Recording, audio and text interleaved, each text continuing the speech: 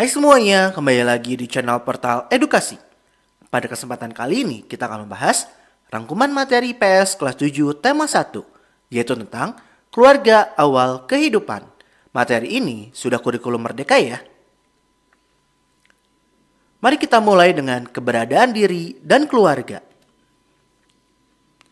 Keluarga merupakan lingkungan pertama dan terdekat bagi sebagian besar kehidupan kita. Keluarga menjadi tempat untuk tumbuh dan berkembang, yang disertai dengan cinta dan kasih. Dalam istilah keluarga, ada yang namanya silsilah. Silsilah keluarga merupakan cerminan dari sejarah. Kata sejarah itu berasal dari kata syajarah, yang bermakna pohon. Nah, manusia sendiri adalah pelaku dari sejarah, yang dapat dilihat dari dua unsur, yaitu unsur waktu dan unsur ruang. Unsur waktu menggambarkan periode berlangsungnya perjalanan kisah manusia tersebut. Sedangkan unsur ruangan dalam sejarah itu berfungsi menjelaskan lokasi atau tempat di mana aktivitas manusia pada masa lampau. Selanjutnya kita akan mempelajari mengenal lokasi tempat tinggal. Lokasi merupakan letak objek di permukaan bumi. Lokasi sendiri dapat dibedakan menjadi dua, yaitu lokasi absolut dan lokasi relatif. Lokasi absolut merupakan letak yang bersifat tetap terhadap sistem koordinat. Sedangkan lokasi relatif merupakan letak tempat yang dapat berubah karena keadaan di sekitarnya. Selanjutnya kita mempelajari kondisi wilayah Indonesia. Ada beberapa yang akan kita bahas, yaitu letak dan luas Indonesia, cuaca dan iklim Indonesia, serta kondisi geologis Indonesia. Kita akan bahas satu persatu ya. Kita mulai dengan letak dan luas Indonesia. Indonesia adalah negara terluas di Asia Tenggara dengan luas daratan sebesar 1.910.932,37 km persegi dan luas lautan mencapai 5,8 juta km persegi. Nah, data ini diambil dari Kemenko Maritim pada tahun 2019. Letak Indonesia dapat dikategorikan berdasarkan dua hal, yaitu letak geografis dan letak astronomis. Letak geografis adalah posisi suatu wilayah berdasarkan kenyataan di permukaan bumi. Sedangkan letak astronomis merupakan posisi suatu tempat yang didasarkan pada garis lintang dan bujur. Letak geografis Indonesia adalah di antara dua benua dan dua samudra, yaitu benua Asia dan Australia, serta Samudra Hindia dan Samudra Pasifik. Sedangkan secara astronomis, Indonesia terletak di antara 6 derajat LU sampai 11 derajat LS dan 95 derajat BT sampai 141 derajat BT. Nah, dampak dari letak Indonesia secara astronomis adalah adanya perbedaan waktu. Waktu di Indonesia sendiri dibagi menjadi 3, yaitu waktu Indonesia bagian Barat atau WIB, waktu Indonesia bagian Tengah atau WITA, dan waktu Indonesia bagian Timur, yaitu WIT. WIB itu berdasarkan garis meridian pangkal 105 derajat BT dengan wilayahnya yaitu Pulau Sumatera, Jawa, Kalimantan Barat, dan Kalimantan Tengah. Untuk WITA itu berdasarkan meridian pangkal 120 derajat BT dengan wilayahnya Provinsi Kalimantan Timur, Kalimantan Selatan, Bali, Nusa Tenggara Barat, Nusa Tenggara Timur, dan provinsi-provinsi di Pulau Sulawesi. Untuk WIT itu berdasarkan meridian pangkal 135 derajat BT dengan wilayahnya yaitu Pulau Papua serta Maluku. Selanjutnya kita membahas cuaca dan iklim Indonesia. Cuaca adalah kondisi rata-rata udara di suatu wilayah yang relatif sempit dan dalam waktu yang singkat. Sedangkan iklim adalah kondisi cuaca rata-rata tahunan pada wilayah dengan cakupan yang luas. Perbedaan antara cuaca dan iklim ini kalian harus hafalkan ya, karena biasanya sering banget keluar di ujian. Indonesia sendiri beriklim tropis dengan 2 musim, yaitu musim kemarau dan musim hujan. Musim hujan biasa terjadi antara Oktober sampai Maret, sedangkan musim kemarau terjadi antara bulan April sampai September. Nah, dua musim ini bulannya juga harus dihafalkan. Biasanya sering keluar di ujian juga ya. Nah, ada unsur-unsur cuaca dan iklim, yaitu penyinaran matahari, suhu udara, kelembapan udara, angin, dan curah hujan. Penyinaran matahari maksudnya, lamanya matahari bersinar cerah yang dihitung dari matahari terbit hingga terbenam. Suhu udara adalah derajat panas atau dingin yang diukur dengan skala tertentu. Sedangkan kelembaban udara adalah kemampuan udara dalam mengandung uap air. Kemudian angin itu pergerakan alami udara yang sejajar dengan permukaan bumi. Serta curah hujan artinya intensitas air hujan yang jatuh ke permukaan bumi akibat kondensasi selama periode waktu tertentu. Selanjutnya kita akan mempelajari kondisi geologis Indonesia. Letak geologis adalah posisi suatu wilayah yang didasarkan pada struktur geologi atau susunan batuan di sekitarnya. Secara geologis, Indonesia dilalui dua jalur pegunungan dunia, yaitu pegunungan Sirkum Pasifik dan Sirkum Mediterania. Ingat, dua pegunungan ini harus dihafalkan. Letak tersebut menyebabkan Indonesia memiliki banyak gunung aktif. Tercatat sebanyak 127 gunung api aktif di Indonesia. Aktivitas vulkanik yang intens di Indonesia terjadi karena pertemuan tiga lempeng dunia, yaitu lempeng Eurasia di sebelah utara, lempeng Indo-Australia di sebelah selatan, dan lempeng Pasifik di sebelah timur. Aktivitas ketiga lempeng tersebut juga membuat Indonesia menjadi wilayah yang rawan terjadi gempa bumi. Nah, nama tiga lempeng ini juga harus dihafalkan, biasanya sering keluar di ujian. Namun, ada dampak positifnya juga, yaitu tanah menjadi subur, memiliki keanekaragaman flora dan fauna, serta memiliki sumber daya mineral yang beragam.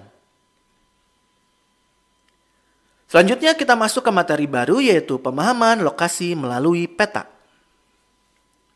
Peta merupakan gambaran permukaan bumi yang diperkecil dalam bidang datar menggunakan skala tertentu.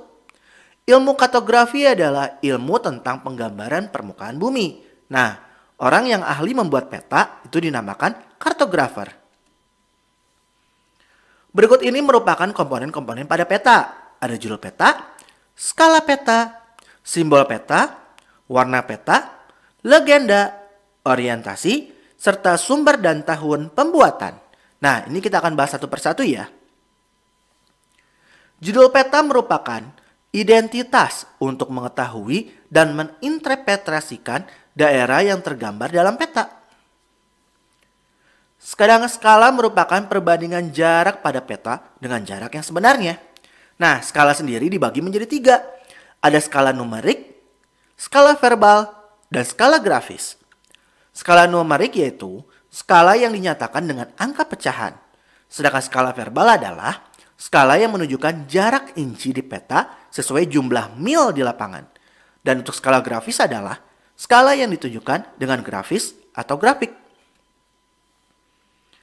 Selanjutnya simbol peta itu mewakili objek sebenarnya di lapangan. Simbol peta sendiri dibagi menjadi tiga. Ada simbol titik, simbol garis, dan simbol area. Simbol titik itu untuk menggambarkan tempat atau data personal. Simbol garis itu untuk menggambarkan kenampakan yang berhubungan dengan jarak. Sedangkan simbol area untuk menggambarkan objek yang memiliki luas tertentu. Kemudian warna peta itu menggambarkan kenampakan yang ada di peta. Nah, beberapa contoh warna peta yang biasa digunakan, biru untuk menunjukkan perairan atau daerah yang dingin. Kuning untuk menunjukkan gurun, dataran tinggi, atau vegetasi yang kering. Sedangkan hijau untuk hutan, dataran rendah, dan vegetasi. Untuk warna coklat, untuk menunjukkan daerah perbukitan atau kontur. Kemudian warna merah menunjukkan gunung api, kota, dan jalan protokol. Serta warna hitam untuk menunjukkan batas wilayah. Kemudian legenda merupakan keterangan simbol-simbol yang ada dalam peta untuk mempermudah pengguna dalam membaca dan menginterpretasikan peta. Orientasi adalah arah mata angin. Sumber dan tahun pembuatan menunjukkan informasi kepada pembaca mengenai sumber data yang digunakan dan tahun pembuatan peta. Ada beberapa fungsi peta, yaitu memperlihatkan letak suatu tempat dengan tempat lainnya di permukaan bumi, menunjukkan ukuran suatu objek seperti jarak dan luas daerah, menampilkan bentuk objek di permukaan bumi, misalnya bentuk benua dan negara, menyajikan data mengenai potensi suatu daerah, serta memudahkan suatu pekerjaan seperti untuk perencanaan pembangunan jalan. Pada perkembangannya, peta juga berubah dari berbasis kertas menjadi digital, yang tentunya memiliki fungsi lain lagi, seperti pengembangan transportasi berbasis online, perhitungan estimasi biaya ekspedisi pengiriman barang secara cepat, perhitungan perkiraan lama waktu yang dibutuhkan untuk barang sampai pada alamat tujuan, memudahkan menemukan alamat tujuan, serta menyajikan berbagai alternatif jalan yang dapat dipilih agar waktu lebih efisien. Setelah memahami tentang peta, mari kita masuk ke sejarah lisan. Budaya tradisi lisan itu sudah diturunkan dari masa lalu oleh nenek moyang kita. Sebagai contoh adalah cerita rakyat. Cerita rakyat pada mulanya itu tidak dibuat untuk anak-anak. Namun, pada abad ke-19, cerita rakyat dibuat untuk digunakan sebagai bahan pendidikan bagi anak-anak. Cerita rakyat itu bisa dibagi menjadi 3. Ada mitos, legenda, serta dongeng. Mitos, bahasa Inggrisnya myth, yaitu cerita yang dianggap benar, terjadi, dan suci oleh masyarakat pemilik cerita tersebut. Legenda, bahasa Inggrisnya ada legend, yaitu cerita rakyat zaman dahulu yang dianggap benar-benar terjadi oleh pemilik cerita. Kemudian dongeng, kalau bahasa Inggrisnya folktale, itu adalah prosa yang dianggap tidak benar-benar terjadi oleh yang memiliki cerita. Jejak-jejak masa lampau itu sebagai sumber sejarah itu dapat digolongkan dalam 3 jenis. Ada sumber tertulis, sumber lisan, serta sumber benda. Sumber tertulis contohnya prasasti, silsilah keluarga, surat kabar, buku harian, piagam, dan lain-lain. Sedangkan sumber lisan biasanya oral history dan oral tradition. Sumber benda bisa sebagai monumen, ornamen, dan fonografis. Nah, ada ciri-ciri dari cerita rakyat, yaitu penyebaran dan pelestariannya dilakukan dengan secara lisan, yaitu melalui penuturan dari orang ke orang lain. Bersifat tradisional dan disebarkan antar generasi dalam waktu yang cukup lama. Cerita rakyat itu ada dengan versi-versi dan perbedaan dari setiap daerah, sehingga menjadi berbeda alur dari ceritanya satu sama lain. Penciptanya tidak diketahui, kemudian menjadi milik bersama, mempunyai kegunaan dalam kehidupan, serta mempunyai logika sendiri yang membedakan dengan logika umum. Cerita rakyat itu memiliki banyak nilai-nilai luhur yang berkaitan dengan nilai-nilai budi pekerti, seperti keimanan, jujur, adil, bekerja keras, rendah hati, dan lain-lain. Kemudian kita masuk ke materi baru lagi, yaitu manusia sebagai makhluk sosial dan ekonomi yang bermoral. Manusia sebagai makhluk sosial adalah manusia itu tidak dapat memenuhi kebutuhannya sendiri dan membutuhkan bantuan orang lain. Sebagai makhluk ekonomi yang bermoral, manusia setidaknya memiliki 5 ciri, yaitu melakukan tindakan rasional atau masuk akal, fokus pemenuhan kebutuhan untuk kepentingan diri sendiri tanpa mengabaikan norma, nilai, aturan yang berlaku di masyarakat, pengambilan keputusan dalam rangka memenuhi kebutuhan sesuai dengan tujuan, sulit merasa puas, serta ada preferensi pribadi dalam menentukan aktivitas pemenuhan kebutuhan. Selanjutnya, materi sosialisasi. Sosialisasi adalah proses sosial seumur hidup untuk mempelajari pola budaya, perilaku, dan harapan. Dapat dikatakan, sosialisasi merupakan proses seumur hidup yang berkaitan dengan cara individu mempelajari nilai dan norma sosial yang ada atau berlaku di masyarakat agar dapat diterima oleh kelompoknya. Interaksi sosial meliputi perpindahan individu dari satu tempat ke tempat yang lain. Peran dalam hidup mereka mulai dari lulus sekolah, memperoleh pekerjaan dan menikah, memiliki anak, hingga pensiun. Berikut merupakan agen-agen dari sosialisasi, yaitu keluarga, sekolah, kelompok sepermainan, serta media massa. Jean Piaget itu menjelaskan adanya perbedaan tahap anak-anak dalam belajar untuk berpikir tentang diri mereka sendiri dan lingkungan mereka. Nah, tahapan tersebut adalah sensori motor itu mulai dari 0 sampai 2 tahun, praoperasional 2 sampai 7 tahun, operasional konkret dari 7 sampai 11 tahun, dan operasional formal dari 11 sampai 15 tahun. Pada tahap sensori motor, bayi belajar terutama dengan menyentuh benda, memanipulasinya, dan secara fisik menjelajahi lingkungannya. Pada tahap praoperasional, anak sudah menguasai bahasa dan menggunakan kata-kata untuk menunjukkan objek dan gambar secara simbolis. Pada tahap operasional konkret, anak-anak telah memahami pengertian logis seperti hubungan sebab dan akibat. Pada tahap operasional formal, anak yang beranjak dewasa lebih mampu memahami ide-ide yang sangat rumit. Nah, kita masuk ke materi nilai dan norma. Nilai dapat dilihat sebagai sesuatu yang absolut, melekat pada objek, hadir dalam diri manusia, dan identik dengan perilakunya. Norma merupakan aturan atau cara yang diterapkan masyarakat agar sesuai dengan nilai yang dianut oleh masyarakat setempat. Norma itu diturunkan dari nilai-nilai sosial yang ada di masyarakat. Noto Nagoro membagi nilai menjadi 3 macam, yaitu nilai material, nilai vital, dan nilai kerohanian. Untuk nilai kerohanian dibagi lagi menjadi nilai kebenaran, nilai keindahan, nilai kebaikan moral, dan nilai religius. Norma itu dapat dibagi menjadi 4, yaitu norma agama, norma kesusilaan, norma kesopanan, dan norma hukum. Norma agama adalah aturan yang bersumber dari Tuhan. Norma kesusilaan adalah berasal dari hati nurani yang dipraktikkan secara berulang dan menjadi sebuah kebiasaan. Norma kesopanan yaitu berisi seperangkat aturan yang menjadi panduan tingkah laku. Serta norma hukum adalah tersusun atas aturan-aturan yang dibuat oleh lembaga-lembaga resmi tertentu. Peran nilai dan norma adalah mengatur kehidupan masyarakat untuk membentuk pola perilaku masyarakat yang tidak merugikan atau merusak tatanan yang ada dalam masyarakat, menyeimbangkan hak dan kewajiban dalam masyarakat, serta nilai berfungsi sebagai alat motivasi dan kontrol sosial, sedangkan norma merupakan pedoman bagi individu untuk berlaku di dalam masyarakat. Selanjutnya kita masuk ke interaksi antar wilayah. Interaksi merupakan peristiwa saling mempengaruhi daya, objek, atau tempat satu wilayah dengan wilayah lainnya. Setiap wilayah itu memiliki potensi sumber daya dan kebutuhan yang berbeda dengan tempat lain, sehingga memunculkan sebuah interaksi antar wilayah dalam rangka memenuhi kebutuhan.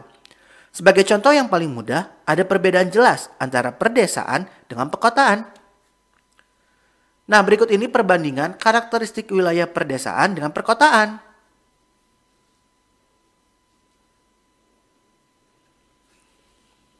Nah, perbedaan tersebutlah yang menjadikan adanya interaksi antar wilayah. Selanjutnya kita masuk ke materi aktivitas memenuhi kebutuhan. Berdasarkan KBBI atau Kamus Besar Bahasa Indonesia, kebutuhan itu berasal dari kata butuh yang bermakna yang diperlukan atau yang dibutuhkan. Sedangkan arti kata kebutuhan sendiri merupakan sesuatu yang dibutuhkan, dapat berupa tempat, orang, atau semua benda dan yang dibendakan. Philip Kotler menyatakan, keinginan merupakan kebutuhan manusia yang terbentuk oleh budaya dan kepribadian seseorang. Kebutuhan manusia itu dapat dikelompokkan berdasarkan tingkat kepentingan, waktu pemenuhan kebutuhan, sifat, dan subjek pemenuh kebutuhan. Ini akan kita bahas satu persatu ya. Kebutuhan berdasarkan tingkat kepentingannya itu dibedakan lagi menjadi 3. Ada kebutuhan primer, kebutuhan sekunder, dan kebutuhan tersier. Kebutuhan primer merupakan kebutuhan yang harus dipenuhi oleh manusia. Apabila tidak terpenuhi atau pemenuhannya ditangguhkan, akan berpengaruh terhadap kelangsungan hidupnya. Nah, kebutuhan primer itu meliputi kebutuhan akan makan, pakaian, dan tempat tinggal. Kebutuhan sekunder itu termasuk dalam kebutuhan pelengkap, karena kebutuhan ini akan dipenuhi dan diusahakan setelah kebutuhan primer dapat terpenuhi. Contohnya, TV, radio, buku. Dan kebutuhan tersier merupakan kebutuhan terhadap barang yang dianggap mewah. Contoh kebutuhan tersier misalnya, membeli jam, tas, atau mobil mewah untuk meningkatkan status sosialnya di masyarakat. Kemudian kebutuhan berdasarkan waktu pemenuhan kebutuhan itu dibedakan menjadi 4 lagi. Ada kebutuhan sekarang, kebutuhan masa mendatang, kebutuhan mendesak, dan kebutuhan sepanjang waktu. Kebutuhan sekarang merupakan kebutuhan yang harus dipenuhi pada saat dibutuhkan. Contohnya apabila sakit yang membutuhkan perawatan saat itu juga. Ya tidak mungkin menunggu sampai meninggal kan? Kebutuhan masa mendatang merupakan kebutuhan yang waktu pemenuhannya bisa dilakukan pada masa mendatang. Misalnya, seseorang yang ingin melakukan ibadah haji di masa mendatang dapat menabung mulai saat ini. Kemudian kebutuhan mendesak merupakan kebutuhan yang terjadi secara tiba-tiba dan sifatnya insidental. Misalnya terkena musibah. Kemudian kebutuhan sepanjang waktu merupakan kebutuhan yang dipenuhi sepanjang waktu sampai seseorang tersebut tidak membutuhkannya lagi. Misalnya pendidikan, kalau udah lulus sekolah ya udah, kebutuhan tentang pendidikannya jadi nggak ada. Kebutuhan berdasarkan sifatnya itu dikelompokkan menjadi 2, ada kebutuhan jasmani dan rohani. Kebutuhan jasmani merupakan kebutuhan yang pemenuhan kebutuhannya akan memberikan kepuasan kepada badan atau jasmani seseorang. Contohnya olahraga. Sedangkan kebutuhan rohani merupakan kebutuhan yang pemenuhan kebutuhannya akan memberikan kepuasan kepada rohani atau batin seseorang. Contohnya liburan dan rekreasi. Berdasarkan subjeknya, kebutuhan manusia dibedakan menjadi 2, yaitu kebutuhan individu dan kebutuhan kelompok. Kebutuhan individu merupakan kebutuhan yang kepuasan dan tujuan pemenuhannya dirasakan oleh individu atau seseorang. Sedangkan kebutuhan kelompok merupakan kebutuhan yang kepuasan dan tujuan pemenuhannya dirasakan oleh kelompok atau golongan masyarakat tertentu. Kemudian perbedaan kebutuhan setiap individu itu dipengaruhi oleh berbagai faktor, yaitu jenis kelamin, tingkat pendidikan, lingkungan tempat tinggal, kemajuan ilmu pengetahuan dan teknologi, pendapatan, status sosial, selera, serta adat istiadat. Ada beberapa jenis alat pemuas kebutuhan, yaitu berdasarkan cara memperolehnya, berdasarkan hubungannya dengan barang lain, berdasarkan tujuan penggunaannya, berdasarkan proses pembuatannya. Ini kita akan bahas satu persatu juga ya.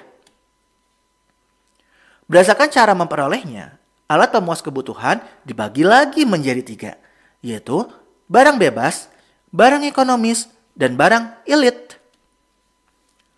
Barang bebas merupakan barang sebagai alat pemuas kebutuhan yang jumlahnya banyak, bahkan tidak terbatas, serta tidak perlu pengorbanan untuk memperolehnya. Contohnya, udara, sinar matahari, dan air laut. Sedangkan barang ekonomis merupakan barang yang membutuhkan pengorbanan untuk mendapatkannya. Contohnya, untuk mendapatkan uang, seseorang harus bekerja dengan pengorbanan fisik dan waktu. Kemudian barang elit merupakan barang yang ketika jumlah barangnya terbatas, itu dapat digunakan untuk memenuhi kebutuhan manusia. Sedangkan ketika jumlah barang ini berlimpah atau justru itu menyebabkan bencana bagi manusia. Contohnya api. Sedikit bisa dipakai masak, tapi kalau kebanyak ya kebakaran lah. Berdasarkan hubungannya dengan barang lain, nah alat pemuas kebutuhan dapat dibedakan menjadi 2. Ada barang substitusi dan barang komplementer.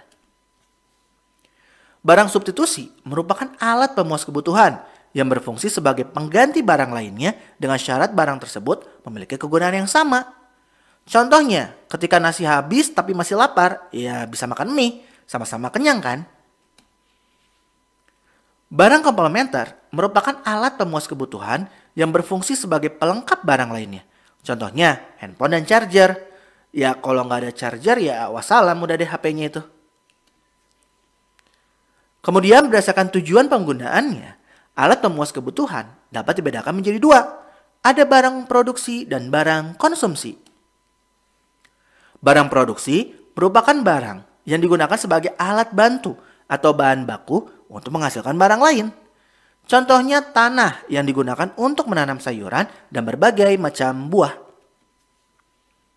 Barang konsumsi merupakan barang yang dapat digunakan untuk memenuhi kebutuhan secara langsung. Bisa disering sebut juga barang jadi. Contohnya pakaian, makanan, barang elektronik, motor, dan lain-lain. Kemudian berdasarkan proses pembuatannya, alat pemuas kebutuhan itu dibedakan menjadi tiga. Ada barang mentah, barang setengah jadi, dan barang jadi. Barang mentah merupakan barang yang perlu melalui proses produksi sebelum dapat digunakan oleh masyarakat. Nah, sering disebut juga bahan baku. Contohnya padi yang masih perlu diolah menjadi beras, terus baru diolah menjadi nasi. Kemudian barang setengah jadi adalah barang yang belum dapat dikonsumsi dan masih dalam proses produksi. Contohnya tepung gandum yang masih perlu diproses untuk membuat roti. Kemudian barang jadi merupakan barang yang dapat digunakan untuk memenuhi kebutuhan manusia. Contohnya roti, kapas kemasan, meja, kursi, dan lain-lain. Nah ya mungkin cukup sekian. Terima kasih telah menyimak video pembelajaran hingga selesai. Semoga bermanfaat kita semua. Jangan lupa like, comment, and subscribe.